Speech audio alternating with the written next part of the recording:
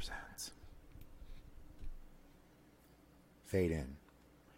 If you were to look down at the right time upon our planet from space, you could see the United States having a nationwide clear and sunny day. Just the basic topography is visible. Moving towards Earth and near the center of the country, the nuances of the Rocky Mountains begin to reveal themselves, stretching westward in a massive line and sloping downwards on the eastern side of the range. It would take moving closer still for the ability to see how the wind is working presently, but all the trees are still. Down the slopes and through crevices, the Chinook, warm, dry winds blow downwards before passing through the trees. Now, legend has it that if the Chinook crosses through you, unbelievable results are possible, at times beneficially and at other times quite frighteningly. To find out for sure, you would begin to climb the slope through a crevice or two until you find, hidden by earth, stone, and vegetation, the town of Tempest. A beautiful young woman with long, wavy black hair is wearing a short, red toga-style dress. An arched welcome sign was supported at the border by short stone walls, atop one of which she was sitting barefoot. And the woman looks up at you and, smiling, waves invitingly.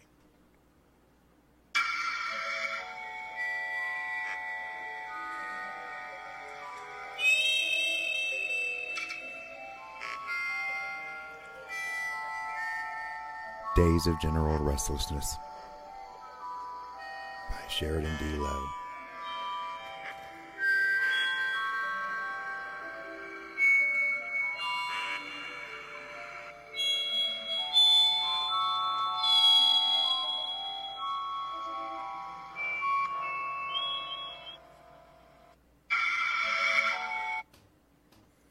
Number 1.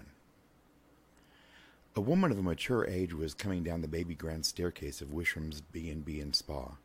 The railing was strong oak, and the carpet run of the stairs was runway red. A spotted, supporting hand slid along the banister as she confidently descended each step. Wearing a white silk robe edged in marabou, her hair was now beautifully more silver than blonde. Leaving marabou mule behind her, the lordly lady never stopped. Instead, there came 2 quick whistles as a call. What then started down the stairs could barely be conceived. 20 years previously, the Countess Gretchen Young cloned herself for the purposes of having someone in service for the winter of the woman's life, and she was annoyingly unaccepting of anyone living, herself excluded. There had been, unfortunately, an accident in the lab. As a result, the clone developed an anomaly during growth. Wearing the same robe as her mistress, albeit unsuccessfully, the girl's chubby feet were bare. There were only wisps of blonde hair on the clone's head and deep creases in the fat rolls of her arms and legs. The young woman had accidentally grown as a baby. She was a roughly 5'9" infant with the cognizance of a 20-year-old. Bending to retrieve the shoe, she continued following her older version. Disturbingly, a smear of pink gloss had been smudged across non-existent lips. Approaching the front desk, the Countess slowed to a stop, with her arm out as a signal for her warped duplicate to also stop. Someone was in the process of checking out. Taking a moment, the two looked around. "Sissy," Gretchen called out, already revealing a German accent. Pointing around the room, she asked, "Was all this wood here yesterday?" Sissy flapped her chubby arms and gurgled as a handkerchief appeared in the giant baby's segmented fingers to wipe away drool before she answered, "Actually, to me it looks like there's less." At the desk, the guest was departing, and he was assisted by Rocky Monroe, 16. Now, his mother, Skye, was the owner of the B&B. "You're a very hard worker, young man," the guest praised. "I've watched you hustle, and I can see big things for you, but finish school first, or you'll always regret it." "Yes, sir, thank you." Rocky had a broad smile on his face, almost like he was holding back a few laughs. The man picked his luggage up and was making his departure, and stopped and said to Rocky, "This place is the best secret I've stumbled on. I'll talk to the big guys and see about a presence in my commercial, or at least at the website." He turned and walked towards the door. "Thank you, Mr. Shatner," Rocky called through clenched teeth. Slowly turning his head, he whimpered as beads of sweat appeared on his forehead when he frustratingly found himself face to face with the Countess. "Young man," the woman announced, "I have a complaint. Someone on my floor had a wild party all night long. I barely got any sleep, and poor Sissy cried all night." Clearing his throat, Rocky explained, Excuse me, but that was you, Countess, remember? I called you 18 times. Finally, you sang a verse of La Vie en Rose to me before leaving the receiver off the hook. The Countess pondered. That couldn't possibly have been me. I was in bed trying to sleep, starting it. She was lost in a ponder again. Rocky, needing to get rid of her, jumped ahead. When I came to your door, you had climbed out onto the closet shelf and were sexting the Vice-Chancellor of Germany. Taking a step back, the Countess gasped and held the sides of her head as if to block intrusion. What? I thought I'd done that in a dream. Turning to the grown toddler, the Countess asked, What did you give me, Sissy? Giggling, Sissy admitted with incidental spittle. Mescaline, but if I knew you'd be so loud, left the sentence unfinished. Suddenly the Countess needed to brace herself against the front desk. Dosed by my own service clone. Young man, I can't possibly check out in this condition. Please extend my stay another day. Leaning against her own giant version of her infant self, the Countess climbed to the stairs. I may have to skip breakfast. Perhaps just kippers or sausage with eggs. Don't forget the heat goulash this time. Sissy, your bowl of sauerkraut will be from our fresh jar, so it won't be too bad this time. When the guests were almost at the stairs, Rocky couldn't hold it in anymore. Air burst from his mouth, and his fist struck down on the varnished wooden counter. Oh, my God, that was close, he said, backing away from the desk. Facing the boy, a girl rose from her knees. It was fellow classmate Jello Crown, who had gotten her name because that was how her mother thought J-Lo was pronounced. Wearing her school clothes, a green polo shirt and brown skirt, her auburn hair was cut pixie style. Rocky was zipped up and already shuffling papers while Jello watched. You should probably get going, he told the girl. My mom will be back soon. Grabbing some random papers, Rocky walked through the door and into the office. Jello's shoulders slumped a little, but she smiled as she left. Down the slope from Wish Rooms lay the town of Tempest. Besides businesses and homes that had found places among the trees, such as the aforementioned B&B, the majority of the town was resting on a plateau circled about 3/4 of the way around by mountainous forests. The remaining portion was open at the edge of the plateau, providing from above a view of open ground as the Rocky Mountains gave up their journey east. The area was massive, enough to hold a thriving metropolis or three, but while Tempest thrived, the town itself had remained mainly the same for a long time. Designed in a broken spoken wheel pattern, the very center of town was devoted to Memorial Park. Around that park was Tempest Park, with Tempest Zoo along one side. Off of Tempest Park was Town Square, providing 3 directions to go, depending if you wanted shops, food, or business government. An intricate series of transit tracks constantly shifted, forming new shapes as individual trams moved expediently towards their destinations. Thus, it took the same amount of time, almost no time, truth be told, to reach any destination in town from any other destinations where you begin the journey. There were only 3 places to eat in Tempest. There was the Luau Lounge and Steak Buffet with Tiki Hut Reynolds, owned by the troubled Clint Marlborough, who blames the decline in his business on Wishrams, and Sky particularly for having returned to town. Most popular with the residents and the best value was Melt's Diner, best known for, want it or not, pouring melted cheese over everything. Everything. Since the disappearance of their boss, Vic, the diner is being run by 2 waitresses and a waiter, Flonase, Verna, and Al. Out of the mandatorily silver metal diner emerged a young man with the appearance of a surfer who was a very long way from a beach. Still, he clung to his board shorts and flip-flops, ever at the ready for a wave. In the arms of delivery boy Smoosh Weinstock, that one's fun, were 2 white plastic bags holding 2 brown paper bags in each. Even through the plastic, it was apparent that the inner bags were already becoming wet with grease. Somehow, Smoosh texted with one hand while getting the door of a black 67 Chevy Malibu open. Not easy. Once situated, he started the car, which rumbled like thunder. Slowly, the car crept past the shops and the Web TV Cafe, turned left at Tempest Gym, and another at Mary Hooker of Christ Catholic Church and Convent car sales. Heading towards Tempest Park, Smoosh pulled the Malibu over onto the curb, stopping in front of Tempest Pharmacy. Winston called Smoosh. An old man was standing in front of the pharmacy, struggling with a bottle. Looking up, Winston Granville, Tempest's oldest resident and roving reporter for the local news, held the bottle out and approached the car. "Those stink bugs! Can you get this damn lid off?" he asked, shoving the bottle through the open window. "I'd like to kick this weak fart who invented the old baby lids in the balls." The open bottle was returned. "Ah, thanks." Taking a pill and closing the lid again, Winston leaned his head into the car's passenger window. After about a minute, Winston stood again and, waving, began talking. "They had me doing this report on the future potentials and dangers of the caves and tunnels." Backing off more, he added, "Like I give a turtle turd." The black car rumbled quickly towards Tempest Park. "Oh," the old man said, then began a 10-minute process of retrieving the small, recently received plastic bag he had dropped. Smoosh drove the classic car over the curb and onto the sidewalk, coming to a halt at the barriers placed specifically to keep him off the park's grass. Taking one of the plastic bags, the delivery boy went to a table and began eating small amounts from each container of the food he was delivering. As he put away the containers, the sporadic people who had been standing around as if a bus was coming through the park began to, one by one, pay Smoosh a visit. Cash was passed under the table, and each student, mother, doctor, janitor, whatever, took something out of one of the paper bags, swiftly disconnecting and walking away. When that was done, Smoosh was the only person in the park. Still, his mother didn't raise a litter bug, so discarding what trash that had been created, the young man took off in his car towards an upward slope, reaching a wooded ridge that for many years had been home to Wishrams. The Countess exited the spa in a white robe and matching slippers. In the lobby, she slipped to the side and began to flick through the rack of postcards without looking at them, instead examining the people at the front desk. Sky Monroe was losing the battle to keep on smiling as she was checking out a honeymoon couple.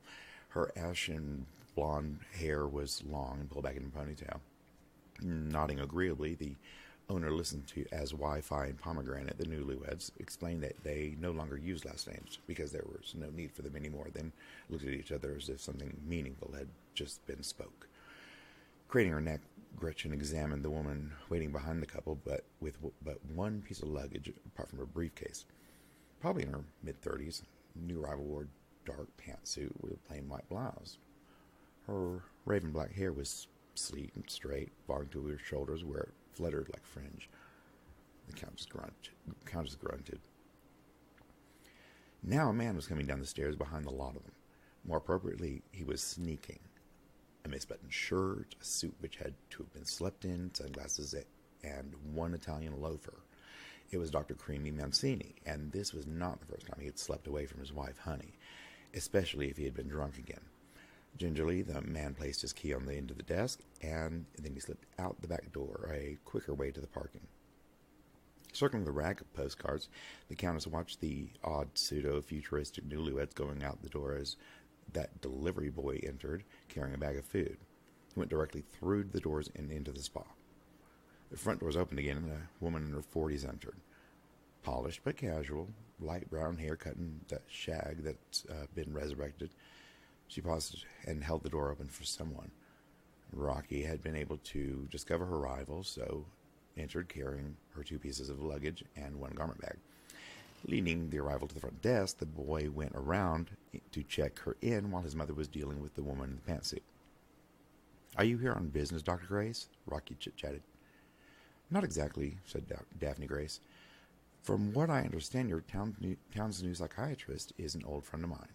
"Oh," Rocky sounded convincingly interested. "Are you a psychiatrist, too?" "Actually," explained Daphne, "I'm a surgeon. When we went into our respective fields, we lost touch. And then I saw an article in the Journal of American Journals from the Tempest Journal about her beginning a practice here. I've been traveling and thought I could stop by while in the area and see her. Catch up, you know." "Anything interesting?" The familiar French accent caught the Countess off guard, eliciting a jump. It was Camille Poisson who ran the spa and managed every day to look exactly like Tippi Hedren in The Birds, pre-attack. Behind her could briefly be seen that delivery boy leaving with nothing but a wad of cash, which the young man was stuffing into his pockets. It looked far too generous to be a tip. Turning her eyes towards Camille, the Countess simply said, "Perhaps. Time will tell." Leaning forward inch, and lowering her voice slightly in tone and volume, Camille asked, "You've heard the one about the cat, I assume?" The Countess slowly leaned in without stopping until the other woman backed off, and then she answered, "I'm not an expert on American idioms, but I believe the one you refer to ends up with a dead pussy." With that, she proudly crossed the lobby in a robe and disappeared up the stairs. When the door opened again, Camille casually gave it a glance as a man of no more than 30 entered, tall and slim, his dark hair waved in short curls. Even from the side, seeing him caused Camille's eyes to widen. With casual movement and silence, the woman rapidly stole away back into the spa. Jody Taint, the woman in the pantsuit, walked away from the stairs and was very casual about checking out the front of the spa as she did the lobby. Back at her meager luggage, Jody found a police officer holding them. "Bruce, ma'am," he said in the tone of a tenor. "Can't do that." "Junior deputy with the Tempest Sheriff's Department and chief of security for Wisham's. Actually, the only security." Jody marveled at how smooth Bruce's face was. "Jody Taint," she introduced herself. "Agent Taint, actually. I'm a bit surprised you haven't been increasing security." Bruce stopped and just stood where he was. "Why would we increase security?" he asked. It was Jody's turn to stop walking. "Wait, you don't know? I spoke to your sheriff weeks ago. Why wouldn't he inform his deputies?" Bruce had set the bags on the floor and faced Agent Taint with his hands on his hips. "What kind of information?" Lowering her voice and taking a step into the parlor, Jody told him, "The FBO sent me here to look into certain criminal allegations made in a tell-all book by a resident of Tempest. If half of what was written is true, it would mean many of the residents of Tempest could find themselves behind bars for heinous crimes." Bruce blinked twice and asked, "I'm sorry, did you say FBO?" "Yes," Jody replied. "Federal Bureau of Obscurity. We're a niche branch of the specialty branch, the FBA, Federal Bureau of Absurdities. Some of the matters discussed in the book are of a convoluted manner, so I'm here to look into things." Bruce lifted the bag again and asked, "Who wrote the book?" Agent Taint's eyes narrowed. After a moment, she said, "I'm not comfortable discussing any more of the case until I've spoken with your sheriff, if you don't mind." "Got it," the junior deputy said as they walked towards the stairs. "Just do your job, Bruce. I don't mind at all." Rotating in the parlor from where you had seen the two speaking, and then behind two wing-back chairs, in one of the chairs sat the Countess, resting the front of her chin on a finger pyramid. Behind her, the last man who had come in approached the desk, and Sky immediately blushed. "Hello," she whispered, and then cleared her throat. "Welcome to Wisham's. Do you have a reservation?" The tall man with the short, dark, wavy hair smiled at Sky, and her eyes crossed immediately. "I have a reservation for a week until my place is ready." Sky laughed a little too loudly and said, "You must be the new deputy." "Guilty," the man admitted. "Stake Magnuson. And you are?" "Widow," immediately came out of the owner, and she shook her head. "I mean, Sky Monroe, young widow. I happen to own the joint." "Mom," a voice called out. Sky saw Rocky at the bottom of the stairs. Rushing the remainder of the process, she politely bid Stake good night and joined Rocky in the office. The sun was beginning to set as the Malibu headed away from the center of town. On this side was Crown Tower. It was glass and steel, towering hundreds of feet above the trees, and the front was concave. Smoosh steered his car into the concave over 3 bushes before parking across the sidewalk at the main entrance. The receptionist on duty was Shanky Rodriguez, 10 times worse in bed than Camille, and Camille made his mechanic look like Nurse L'Oreal. Like a metronome, each word Shanky spoke was its own sentence. "What the hell are you doing here?" Holding up the greasy paper bag, Schmooze said, "Late dinner." "In your dreams," Shanky almost laughed. "I'd eat a bag of puke before I ate with you, you shitting turd." Laughing, the young man lowered the bag and said, "For the boss." The entire demeanor of the receptionist changed. "Oh," she stated. Then came a puzzled look. "Melts? That's odd, he ordered from you." "Not me," corrected Smoosh. "Actually, Melts." Sitting back in her chair, Shanky told her former lover, "I'd believe him ordering from you over Melts." "Go up." she finished, handing over an access card so he could tap his way upstairs. And when the elevators opened, the floor appeared empty. Everyone was gone for the day, but all the lights were still lit. Squeaky wheels betrayed the presence of another, and the cleaning crew came into view. Didn't matter, though. Smoosh knew where to go. Security was tight, and if the boss was still in the building, there would be a partial staff on the top floor. Smoosh had arrived one floor below them. In the corner was a door which the delivery boy opened, utilizing the borrowed card. Inside was a small gym, but the only items which looked used were the massage table and hot tub. In the corner of this room was a carpeted spiral staircase which went up into Brett Crown's office. Tiptoeing as fast as he could produced a rooster effect. His eyes had been scanning the entire office. Moving over to the window, he admired the city for a moment. Turning his head, he felt the leaves of a ficus tree to see if it were real or fake. It felt real, but then he checked again. That was a damn good fake. "If you're quite done fondling my tree," the voice had snuck up on the delivery boy, who turned to see Mr. Crown himself standing by the open door to his office. Cutting to the facade, Smoosh held up the bag. "Delivery." "Ah, yes," the businessman said, entering the office. "My daughter's attempt at trying to get me to try the local cuisine. How did you get in here?" Smoosh simply held up the access card. Brett thought some more, though. "No one stopped you out front?" Without missing a beat, Smoosh replied, "There wasn't anyone there when I got off the elevator."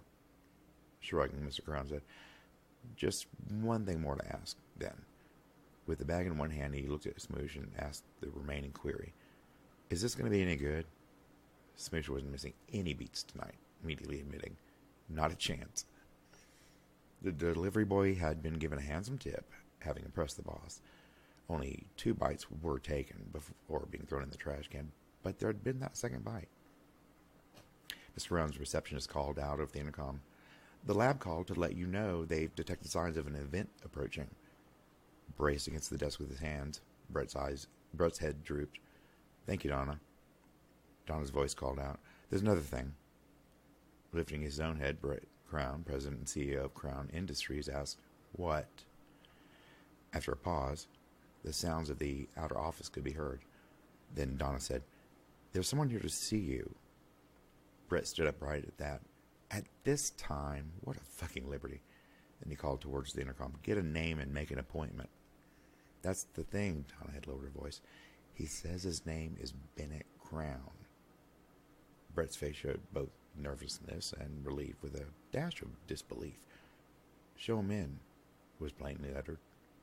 Facing the door, Brett Crown waited to see if Bennett Crown would walk through that door. Having disappeared a decade ago, he'd been presumed to have been kidnapped and then eventually dead.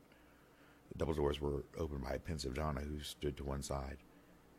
The man was old and thin, disheveled. He wore blue scrubs, which had probably been worn the entire time. Gray hair was overgrown and unkempt, even matting in places. When he proudly smiled at Brett, dirt and debris sprinkled from the sides of his mouth. He had 3 teeth, was barefoot, and had been left with an empty eye socket. It was as if the man had just escaped from Jumanji. "Brett?" he asked, a bit loudly. After a pause, he added at a normal volume, "Is that you?" Brett Crown had been dubious. After all, they'd been prey to many scams. When the man spoke, though, and that little way of squinting when Brett's name was said, all led him to the conclusion this was indeed Bennett Crown. "Hello, Father," Brett said to Bennett. "Welcome home." "I escaped. It took a while." Bennett's energy was starting to fail him. "There was one thing that drove me." "How long have I been gone? 4 or 5 years?" Bennett had begun to ramble. "I always had to return home, here, to you." Bennett's true nature made Brett wonder about what his father may have gone through, but his faith in evil was restored when Bennett then told his son, "To you and Crown Industries, to take my company back." Brett neither moved nor spoke until his father finally collapsed from exhaustion. No one was remotely aware of a small, flat, black piece of technology the size of a fingernail that had been adhered to the underside of one of the leaves of one of the ficus trees. Rocky stood behind the front desk at Wishrom's. An elderly couple had gotten lost driving and decided to spend the night here. As he was drawing a detailed map towards their destination, Rocky spotted Honey Mancini enter the lobby. Dr. Mancini had probably come home while his wife was still angry. She demanded he leave. He refused, and voila, she leaves.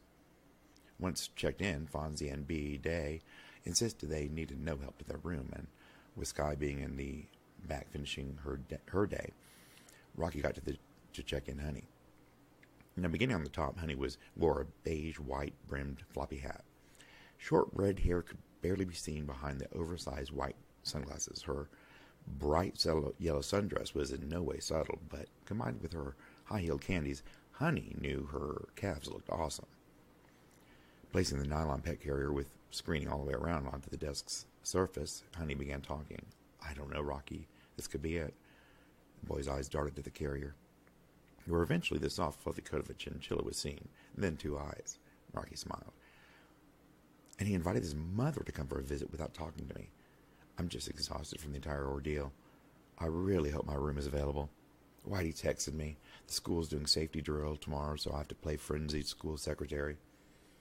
Appearing apologetic, Rocky told her that her regular room was already taken. "Room 11's free. Best view." Thinking, Honey asked, "Is that the one with the telescope?" Upon finding out it was, Honey declared, "Yes, I'll take 11. Finishing, the woman was quiet, less energetic now that all decisions had been made and she would be alone. Rejecting help, Honey also headed upstairs with her own belongings. The lights of the lobby had been dimmed. An iPad propped up on the front desk had "Ring for Reception" displayed on the screen along with the image of a brass dome bell. Leaving the office light on as he exited it, Rocky was setting security functions on his phone. Hearing a rattling noise, he looked around, seeing nothing out of the ordinary. Yet the noise was getting closer. So, looking towards the stairs, Rocky saw Sissy lumbering down them. A slight crinkle could be heard as the woman's footy pajama feet touched each stair. Topping her head was a wig rolled into curlers covered in transparent silk. In her plump right hand was a slim LED flashlight. Sissy seemed to have independently picked up a set of brightly colored oversized plastic keys, which her other hand randomly shook. Rocky turned the light dimmer up a little, and Sissy froze, hiccuped once, and then scanned the lobby. When she saw Rocky, she relaxed a little, farted a little, and then smiled a little, revealing her glistening gums. Teeth or no teeth, it was a smile Rocky was used to seeing from women and a few men in town. "I didn't think anyone would be up," the giant baby said. "A couple of late check-ins," Rocky told her as he dimmed the lights again and came out from behind the desk. "What are you up to, Sissy?" Shaking her keys, Sissy's mouth made a circle for 3 seconds, accompanied by surprised eyes. Then she answered, "A Chinook is coming. I'm going to go outside and listen. This could be my chance." She giggled as Rocky used some tissues to wipe her nose. "There's no reason why not," Rocky encouraged her. People either feared or welcomed the Chinook when it blew. Rocky didn't believe in airborne miracles or even airborne curses. At this early age, though, the boy was already a smooth diplomat. I hope you get what you want, Sissy." Cooing, the baby, who, if normal size, wouldn't even be walking yet, toddled off towards the side door. On the TV screen, Sabrina McMillan and Bert Ruger sat at the anchor desk, but were turned towards a screen showing the feed of the roving reporter Winston Granville. The man coughed for another 15 seconds and then said, "That's right, Sabrina. We are officially under a Chinook watch until Wednesday. This one originates at the third highest elevation seen in 100 years. Examining the back of the paper for more information, Winston tossed the paper when he found none. "This is all a waste of time," the old man pointed out. "If the Chinook wants you, it will find you. Do what I have planned. Go home, have a smoke, a drink, do a little toot." Immediately the feed was cut. The anchors swiveled back towards the cameras. Sabrina told one of them, "We have some disturbing breaking news." Choosing another camera to tell, Sabrina went on. "The body of an elderly man was just discovered in the wishing well at True Love Tempest Family Park in the True Love Complex." "Good thing we just saw Winston live," Bert commented. "Right," posed Sabrina. Police already suspect foul play and are not releasing much information, but do say they have no identification yet for him, and the senior looks as if he'd been lost or kept somewhere for an extended period of time. Bert interjected, "Must not be a local. Everyone knows that's a shallow well." Today's cast: Mysterious Royalty, Countess Gretchen Young. Discount Clone, Sissy Young. Boy Toy, Rocky Monroe. Contented Guest Cameo, William Shatner. Sad Girl, Jello Crown. Delivery Dude, Smoosh Weinstock. Tempest's Oldest Fart, Winston Granville. Newlywed Husband, Wi-Fi. Newlywed Wife, Pomegranate. Federal Agent, Jody Taint. Drunk Doctor, Dr. Creamy Mancini. Long Lost Friend, Dr. Daphne Grace. Spa Manager, Camille Poisson. New Deputy, Stake Magnuson. Security, Junior Deputy Bruce. Volatile Receptionist, Shanky Rodriguez. The Boss, Brett Crown. Uncertain Secretary, Donna Weaver. Unexpected Arrival, Bennett Crown. Lost Female, B. Day. Lost Male, Fonzie Day. Wrong Girl, Honey Mancini. Local News Anchor, Sabrina McMillan. Local News Co-Anchor, Bert Ruger. With lights going out in Tempest, it would normally be degrees of darkness, but tonight the moon was bright, so the shapes of buildings were rendered. Moving towards a different side of town where you entered, the trees thickened until opening up suddenly around the caves. More trees hid the land below past the caves until approaching the border of Tempest. Along this side was a lazy river. The rocks were white, the moon bright. It could almost be morning. In the moonlight, the red dress on the rocks was much darker from having been wet. The glistening skin of Miss Jones, who was floating on her back in the river, fairly sparkled. The snap of a twig nearby brought the swimmer floating upright. Out of the trees came Smoosh, already carrying his t-shirt. Miss Jones relaxed and returned to her float. The delivery boy removed his board shorts and flip-flops, leaving nothing. Walking deeper into the water, the surfer approached as Miss Jones stopped floating to play with the young man's hair. You begin continuing away so the pair can have their privacy as Miss Jones turns her head to look at you with a smile and a wink. Fade out.